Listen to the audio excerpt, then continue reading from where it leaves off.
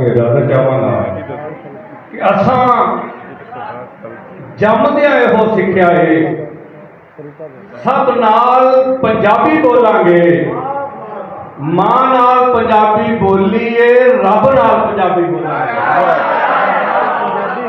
ਅਸਾਂ ਜੰਮਦਿਆਂ ਇਹੋ ਸਿੱਖਿਆ ਏ, ਸਭ ਨਾਲ ਪੰਜਾਬੀ ਬੋਲਾਂਗੇ, ਮਾਂ ਨਾਲ ਪੰਜਾਬੀ ਬੋਲੀਏ, ਰੱਬ ਨਾਲ ਪੰਜਾਬੀ ਬੋਲਾਂਗੇ। ਅਸੀਂ ਵਾਸੀ ਦੇਸ਼ ਪੰਜਾਬ ਦੇ ਹਾਂ, ਢੱਬ ਨਾਲ ਪੰਜਾਬੀ ਬੋਲਾਂਗੇ। ਅਸੀਂ ਵਾਸੀ ਦੇਸ਼ ਪੰਜਾਬ ਦੇ ਹਾਂ, ਢੱਬ ਨਾਲ ਪੰਜਾਬੀ ਬੋਲਾਂਗੇ। ਅਸੀਂ ਡਰਦੇ ਕਿਸੇ ਤੋਂ ਤਾਂ ਨਹੀਂ, ਭੱਬ ਨਾਲ ਪੰਜਾਬੀ ਬੋਲਾਂਗੇ।